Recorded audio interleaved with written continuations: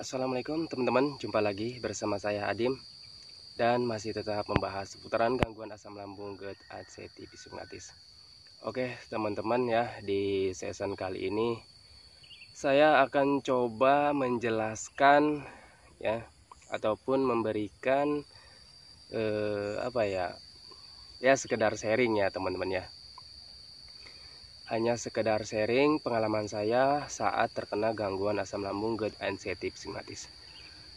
Oke, mudah-mudahan di season kali ini saya bisa menerangkannya ya teman-teman, menjelaskannya ataupun memberikan motivasinya kepada teman-teman, ataupun jadikan video ini sebagai patokan ya teman-teman, panduan ataupun motivasi ya minimal hanya menemani teman-teman ya yang saat ini masih mengalami tidak nyamannya dari gangguan asam lambung GERD ACT Pisumgatis.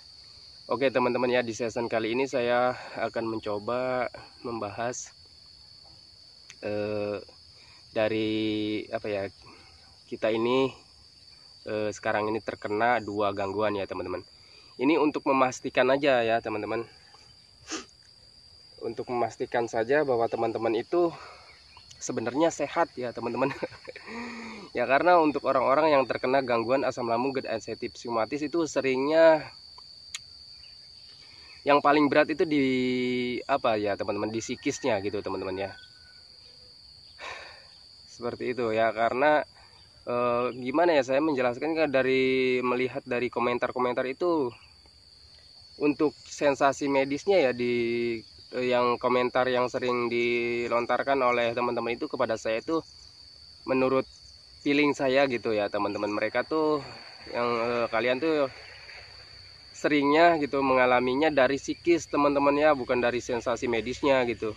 Karena untuk sepengalaman saya ini teman-teman ya, untuk gangguan asam lambung sendiri itu paling lambatnya teman-teman ya pemulihannya itu, kalau misalkan kita menjaga pola makan itu paling sekitaran paling lama tuh 1 atau 2 bulan ya teman-teman. Bahkan ada teman saya nih ya teman-teman, teman sepekerjaan saya, dia tuh terkena gangguan asam lambung ya, setelah didiagnosa oleh dokter tuh terkena gangguan asam lambung ataupun GERD ya. Dia tuh hanya sekitar kurang lebih 2 bulan teman-teman ya, dan dia tuh hanya pure ya, hanya terkena gangguan asam lambung, tidak terkena psikis ataupun mentalnya teman-teman ya. Jadi untuk orang-orang yang terkena gangguan asam lambung GERD ACT Pisumgatis, kalau misalkan sudah lebih dari itu ya teman-teman, dari 1 atau 2 bulan, itu biasanya mereka itu, ataupun pengalaman saya pribadi itu, terkena psikis ataupun mental ya teman-teman. Seringnya dipengaruhi oleh pemikiran-pemikiran yang negatif. Bisa kalau misalkan ilmu kedokterannya bisa dibilang anxiety ya teman-teman, anxiety disorder ataupun psikomatis ya. Saya tuh kurang hafal sih sebenarnya untuk kesana ya karena saya tidak pernah mengalami tidak pernah menjalani pengobatan ke psikiater ya teman-teman. Nah, saya tuh hanya menonton video ataupun konten-konten orang lain yang sudah membaik ataupun sehat dari gangguan asam lambung GERD ACT Pisumgatis, share pengalaman seperti ini. Karena saya memahaminya ya teman-teman, oh itu berarti namanya psikis, oh berarti itu namanya psikomatis, seperti itu ya. Untuk detail jelasnya saya tuh kurang paham sebenarnya ya, untuk nama-namanya seperti itu teman-teman. Saya hanya memahaminya saja, berarti ini perasaan saya seperti ini adalah namanya itu ya teman-teman. Kalau menurut saya pribadi ya gangguan perasaan saja ya teman-teman, gangguan perasaan dan gangguan pikiran, seperti itu saja ya teman-teman.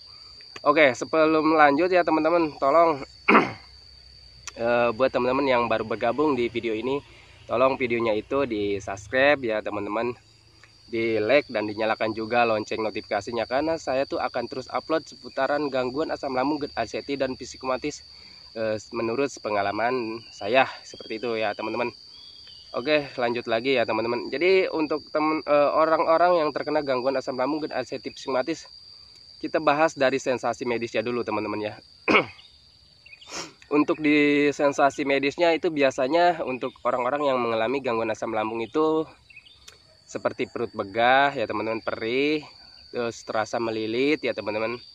Itu saja ya teman-teman. Terus ada lagi kayak di bagian ulu hati terasa mengganjal ataupun terasa penuh ya. Terus di bagian dada itu kayak kadang sakit ya teman-teman. Terus kadang kayak perih ataupun sesak ataupun panas ya teman-teman itu. Terus naik lagi ke bagian tenggorokan ya. Di bagian tenggorokan tuh kayak ada mengganjal, kadang di mulut juga asam ataupun pahit ya teman-teman, seperti itu. Dan kadang juga panas ya teman-teman. Itu semua saya mengalaminya teman-teman ya. Terus badan pegal-pegal gak jelas ya teman-teman. Terus kepala terasa berat ya teman-teman, pusing, kadang kelayangan, kadang jalan juga nggak seimbang. Terus kadang berdiri juga apa ya, kadang berdiri juga itu nggak kuat gitu teman-teman ya, kayak pusing. Itu semuanya cuma respon tubuh menurut saya teman-teman. Kalau untuk kayak kelayangan itu adalah respon tubuh saja sih menurut saya teman-teman. Ini hanya sepengalaman saya ya teman-teman. Saya itu perlu digarisbawahi juga ya, karena saya itu bukan dokter, karena saya itu bukan tenaga medis lainnya juga, bukan ahli fisik apa ya, ahli hipnoterapis juga ya teman-teman. Hanya orang biasa saja yang pernah mengalami tidak nyamannya dari gangguan asam lambung dan sensitif psikosomatis. Bahkan menurut teman-teman itu gangguan asam lambung itu sensasinya 1001 sensasi katanya, seperti itu teman-teman ya. Jadi saya itu hanya sekedar share saja ya, menurut pengalaman saya yang saya rasakan waktu itu ya, waktu terkena gangguan asam lambung. Saya akan share semuanya ya, hanya sebagai panduan ataupun patokan ya bagi teman-teman. Berarti Bang Adim juga pernah merasakan hal yang sama, tapi akhirnya bisa pulih, bisa sembuh, dan bisa sehat seperti sedia kala lagi. Seperti itu teman-teman. Ini hanya sekedar motivasi ya, ataupun patokan bagi teman-teman bahwa gangguan asam lambung dan asam psikosomatis, walaupun sensasinya itu tidak nyaman sekali, beragam dan banyak sekali, bahkan sering sekali kalau misalkan sensasi di bagian dada ini ya teman-teman, ataupun di lingkaran di sini di pasulati itu, kita tuh ya, pengalaman saya sendiri sering sekali mengkaitkannya dengan penyakit jantung ya teman-teman. Teman-teman tahu sendiri ya, yang namanya penyakit jantung itu gangguan yang sangat menurut saya kronis sekali ya. Untuk gangguan jantung itu, saya selalu berpikirnya penyakit saya itu ada kaitannya dengan penyakit jantung ya teman-teman. Nah kalau misalkan penyakit jantung sendiri, saya tuh selalu membayangkannya ke kematian ya teman-teman, karena kita tahu sendiri ya, penyakit jantung itu hal sangat menurut saya gitu teman-teman, sepengetahuan saya itu tidak lama lagi gitu umurnya yang sudah terkena penyakit jantung itu, seperti itu teman-teman ya. Nih untuk dari sensasi medis saya jelaskan menurut pengetahuan saya teman-teman. Untuk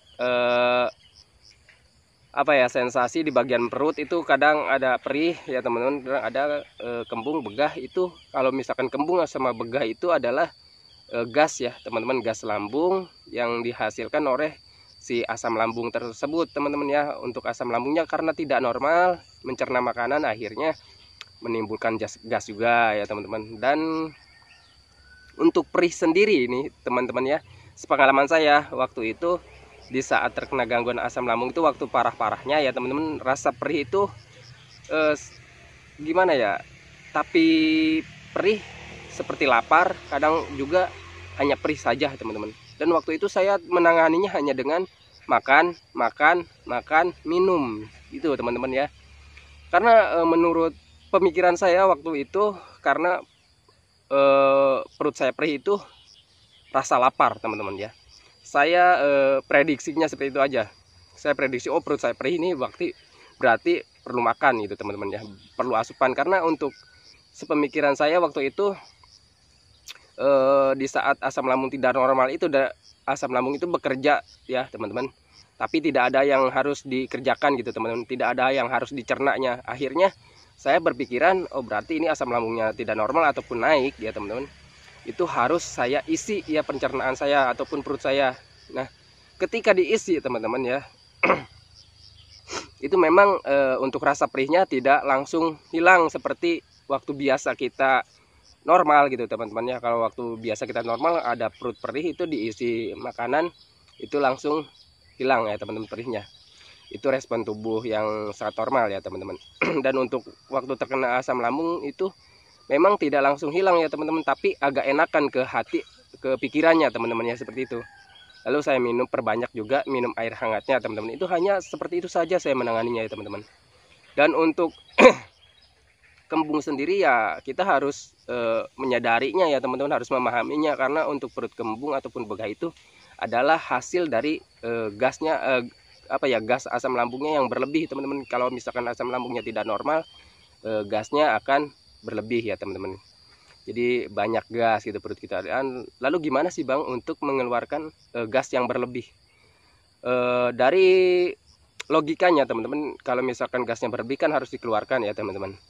Jadi untuk memancing gas keluar dari perut kita atau tubuh kita, lambung kita ya teman-teman, hanya dulu waktu saya tuh hanya dengan menanganinya dengan mengkonsumsi air hangat pelan-pelan saja teman-teman ya, seperti itu akan memancing gasnya keluar dari buang angin ya teman-teman, dari sendawa seperti itu. Dan untuk misalkan seperti di ulu hati ini terasa mengganjal ataupun terasa penuh, itu sama saja teman-teman, itu adalah gas ya. Jadi gasnya ingin keluar, tapi yang di ulu hati ini sebenarnya ada di posisi ini tuh ada sejenis esofagus ya teman-teman, bukan sejenis ya, memang esofagus ya. Di bagian ulu hati ini ada esofagus ya teman-teman. Nah untuk orang-orang yang terkena gangguan asam lambung itu biasanya kalau misalkan GERD ya, itu GERD, lupa singkatannya apa tuh GERD ya, saya lupa singkatannya. Intinya di bagian ulu hati itu ada esofagus, dan esofagusnya untuk orang terkena gangguan asam lambung GERD itu biasanya esofagusnya tidak normal teman-teman. Kadang mungkin ada pembengkakan ataupun ada ruam ya. Jadi kalau misalkan ada pembengkakan itu si esofagusnya nggak normal teman-teman ya. Jadi untuk menutup dan membukanya tidak normal ya. Jadi gas itu tertahan di bagian esofagus ya teman-teman. Dan kalau misalkan gimana cara mengenanganinya gas tidak bisa keluar dari lambung kita gitu ya teman-teman. Ya karena dari esofagusnya tidak normal, jadi kita memancingnya sama seperti tadi ya teman-teman, hanya dengan sering meminum air hangat pelan-pelan teman-teman ya. Nanti akan esofagusnya akan terbuka juga ya teman-teman. Lalu memicu sendawa ataupun memicu buang angin seperti itu teman-teman. Lalu Bang, esofagus yang mengalami pembengkakan ataupun ruam itu berbahaya? Tidak teman-teman ya. Perlu teman-teman ingat, perlu teman-teman ketahui ya teman-teman, di dalam tubuh kita itu ada yang namanya sel kebaikan ya teman-teman. Itu sepengetahuan saya ya. Sel kebaikan ini yang akan memperbaiki organ tubuh kita ataupun sel tubuh kita yang rusak teman-teman ya, ataupun yang mengalami kerusakan gitu teman-teman ya. Itu tidak tidak harus teman-teman cemaskan ya teman-teman. Jadi saya sendiri soalnya mengalami yang namanya ulu hati terasa tertekan ya teman-teman, ada terasa penuh teman-teman ya. Jadi dalam tubuh kita itu ada yang namanya sel kebaikan ya. Sel kebaikan itu yang akan memperbaiki tubuh kita. Jadi kita tidak harus panik ya teman-teman. Kalian itu tidak harus panik ya. Tidak harus panik, tidak harus cemas. Jadi akan diperbaiki oleh sel tubuh kita ya teman-teman, sel kebaikan tubuh kita. Lalu gimana nih caranya supaya sel tubuh kita itu cepat memperbaiki jaringan tubuh kita yang rusak ataupun mengalami gangguan ya teman-teman. Kita cuma hanya butuh mengkonsumsi makanan yang penuh gizi ataupun vitamin ya teman-teman. Dan sayangnya untuk orang-orang yang terkena gangguan asam lambung GERD ulceratif itu untuk makanan itu memang banyak pantangannya ya teman-teman, tapi tidak usah panik juga ya teman, masih banyak juga kok yang bisa kita konsumsi ya teman-teman. Seperti daging ayam itu banyak sekali ya nutrisi dan vitaminnya ataupun gizinya teman-teman. Dari sayur-sayuran, dari wortel, bayam itu juga banyak vitaminnya teman-teman. Labu siam juga itu juga banyak vitaminnya teman-teman. Nah walaupun hanya dengan makanan yang seperti itu teman-teman, kita tuh masih bisa banyak mendapatkan nutrisi ataupun vitamin ataupun gizi teman-teman, hanya dengan porsinya saja yang sering seperti itu teman-teman, ataupun banyak seperti itu.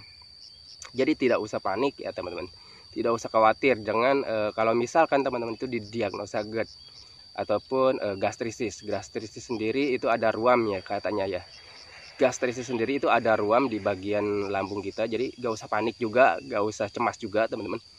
Di dalam tubuh kita itu ada sel kebaikan ya teman-teman. Jadi contoh kecil saja untuk bekerjanya sel kebaikan itu, kita misalkan itu kesandung, terus ada luka ya di kaki, ataupun kita tuh tergores, ada goresan di tubuh kita ya teman-teman.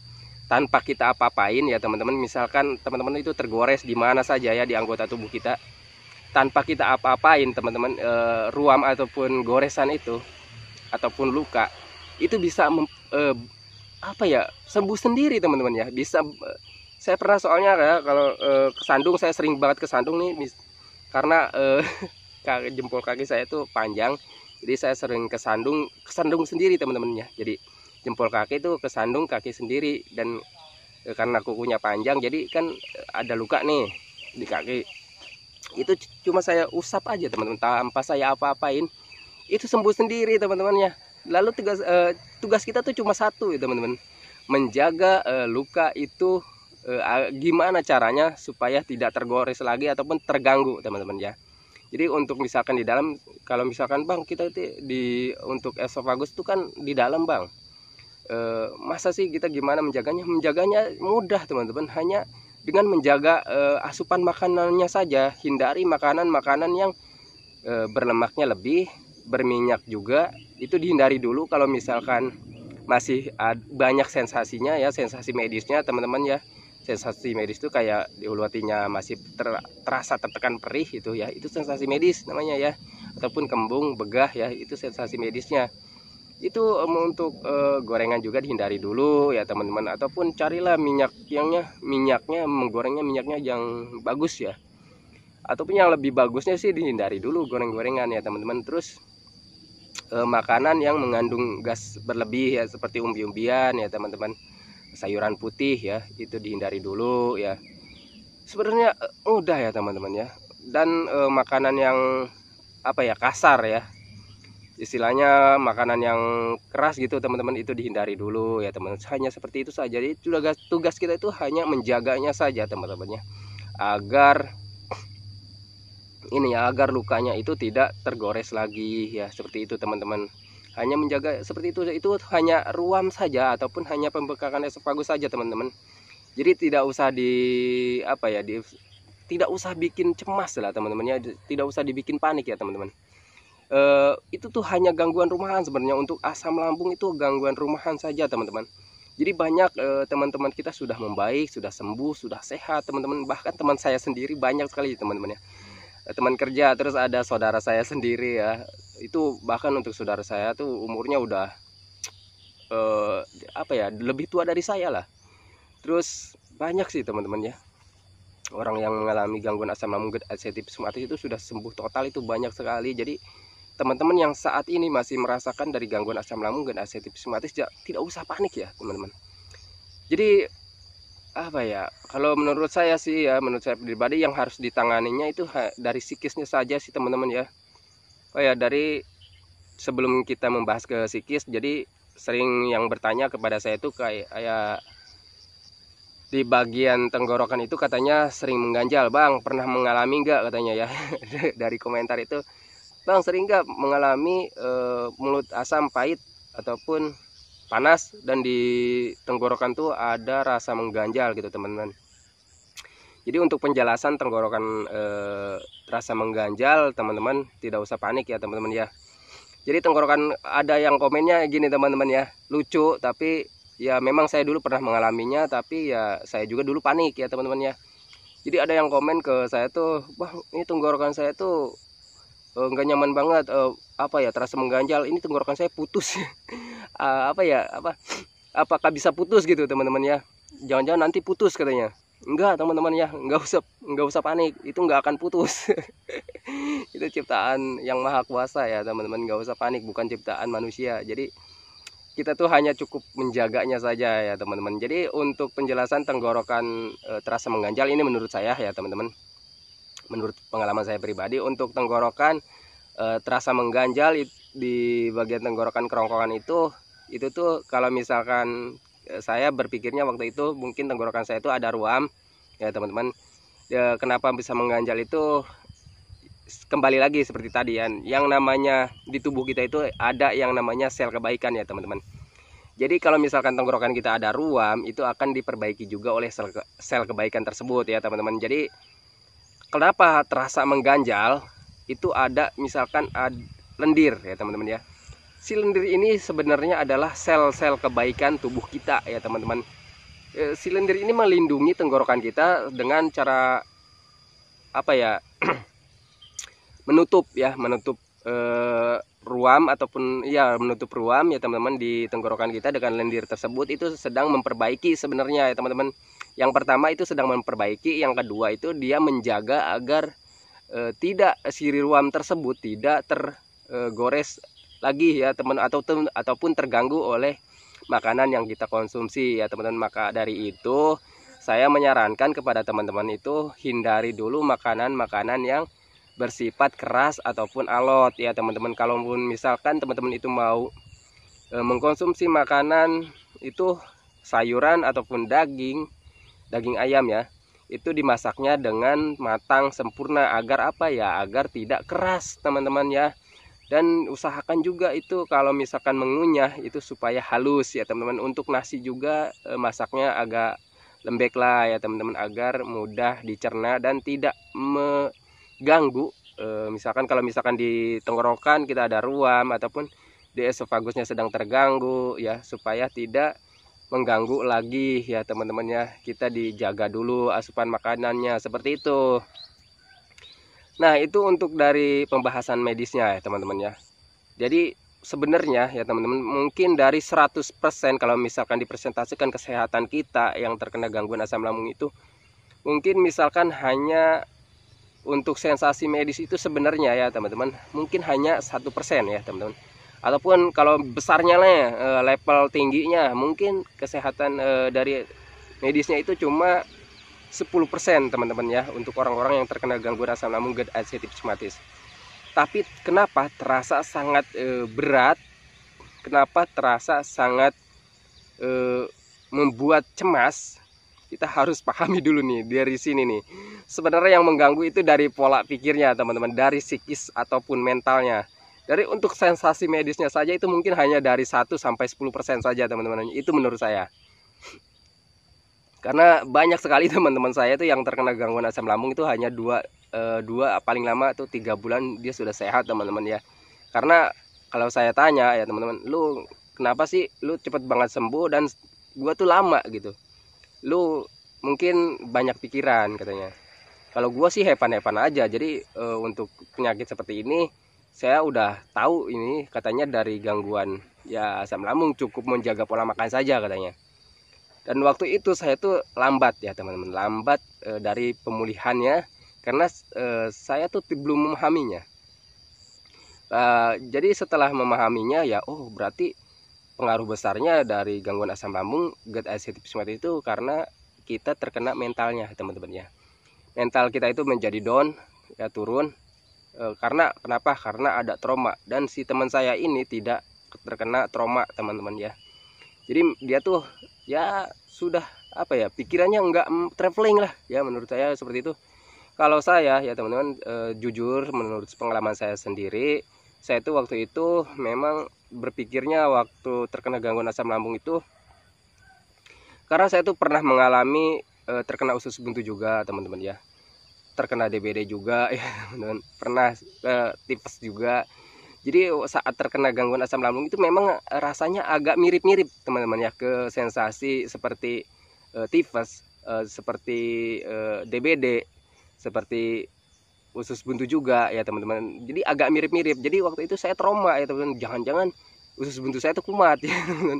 Padahal sudah dioperasi ya teman-teman. Seperti itu.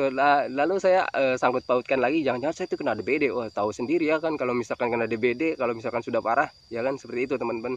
Jadi saya juga pernah terkena DBD juga ya. Jadi banyak traumanya di diri saya. Jadi waktu terkena gangguan asam lambung itu saya selalu disangkut pautkan dengan kejadian yang pernah saya alami seperti itu teman-teman. Jadi ada trauma di diri saya, makanya saya sendiri itu jadi mengalami gangguan asam lambung itu lama untuk penyembuhannya, untuk pemulihannya teman-teman. Kenapa ya? Karena mental saya yang turun teman-teman ya. Karena saya tuh terkena psikisnya teman-teman. Dan buat teman-teman juga yang saat ini yang sering komentar ke saya udah sampai 2 tahun, ada 2 tahun, ada 3 tahun, bahkan kemarin tuh ada yang komentar sampai berapa tahun tuh ya. Itu sebenarnya teman-teman ya, untuk gangguan asam lambungnya saja teman-teman, itu mungkin kalau dipresentasikan sampai 1-10% saja teman-teman.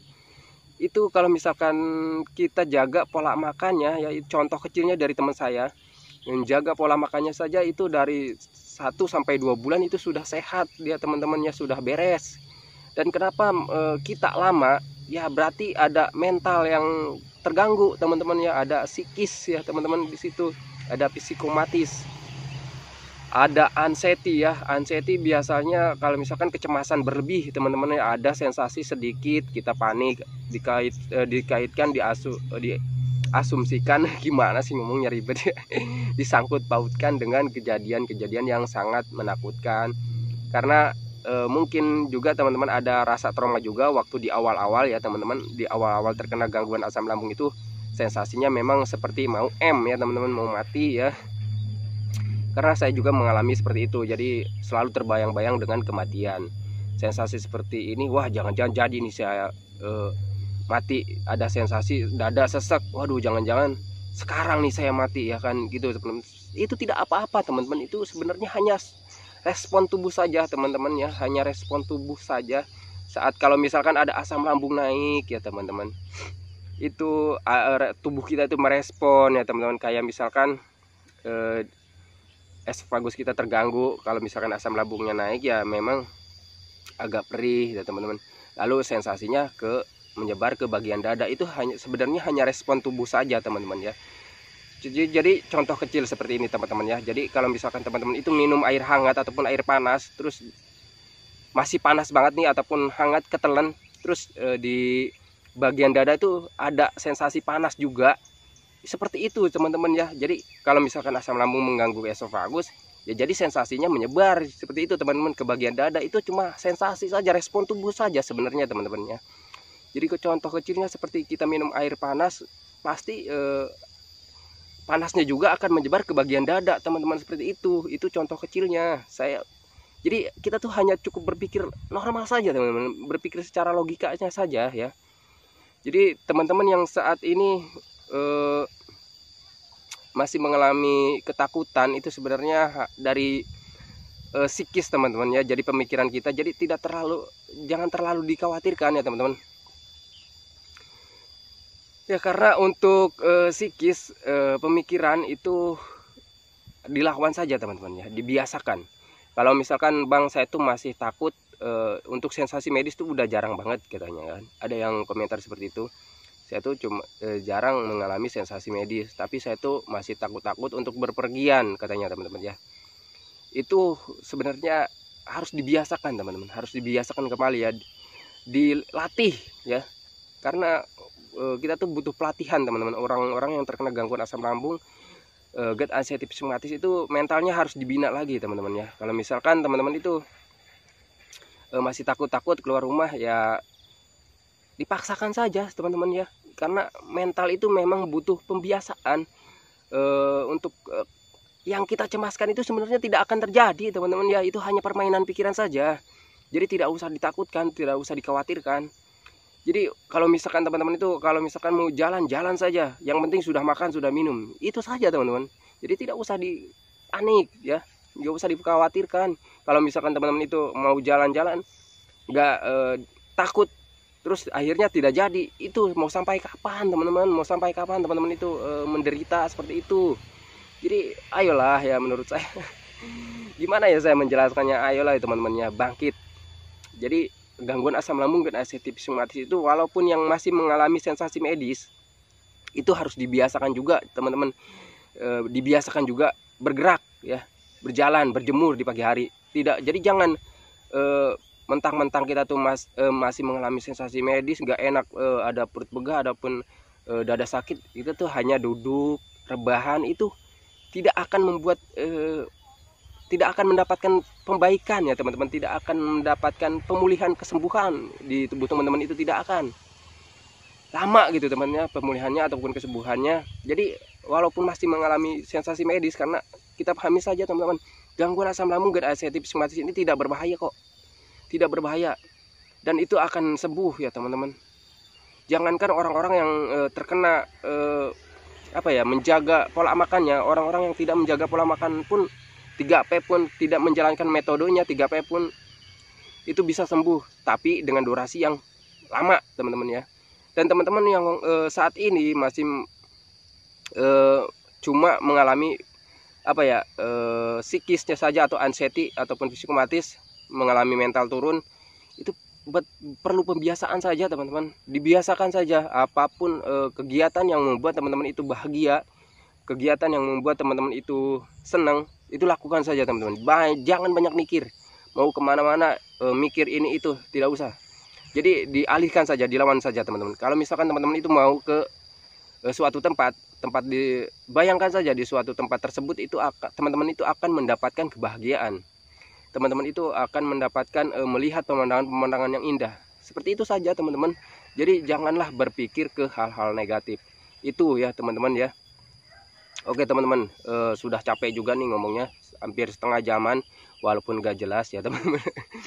Tapi itulah menurut saya hanya seperti itu teman-teman ya. Untuk medisnya saja itu mungkin dari, kalau misalkan dipresentasekan dari 1 sampai 10%. Jadi 90 atau 99% gangguan asam lambung GERD psikomatis ini adalah gangguan mental ya teman-teman. Jadi yang 99%-nya itu adalah gangguan mental, ataupun 90%-nya itu adalah gangguan mental. Mental itu bukan berarti kita gila teman-teman. Mental itu, kita tuh mentalnya jadi mental tempe teman-teman ya. Mental kita yang turun. Jadi mau ini itu jadi dipikirkan berlebih gitu teman-teman. Jadi nggak usah ya, nggak dilawan saja, dibiasakan saja teman-teman. Jadi seperti itu ya. Oke, karena udah lumayan capek juga sudah terlalu lama juga ngomongnya, dan agak panas juga, saya mau lanjut jalan-jalan lagi nih, berjemur. Saya akhiri ya dulu teman-teman videonya. Tapi sebelum saya akhiri videonya, semoga saja ya teman-teman video ini bisa memotivasi, bisa dijadikan panduan ataupun patokan bagi teman-teman ya, bahwa gangguan asam lambung GERD psikomatis ini tidak berbahaya. Bahkan Bang Adim saja bisa sembuh, bisa sehat, bisa tertawa lagi, bisa bahagia lagi ya teman-teman. Dan saya juga akan mendoakan kepada teman-teman yang saat ini masih terkena gangguan asam lambung GERD psikomatis yang sangat tidak nyaman sekali. Saya doakan buat teman-teman ya, semoga teman-teman itu kembali sehat ya teman-teman, kembali ceria, kembali bahagia. Nah, karena saya yakin ya teman-teman itu sangat merindukan ya hal-hal yang dulu teman-teman itu alami ya. Semoga saja teman-teman itu cepat terbebas dari gangguan asam lambungnya ya teman-teman. Ya mentalnya ya yang harus dibina sebenarnya, mentalnya ya teman-teman ya. Semoga teman-teman itu mentalnya kembali lagi normal ya teman-teman. Oke, saya akhiri videonya. Assalamualaikum warahmatullahi wabarakatuh.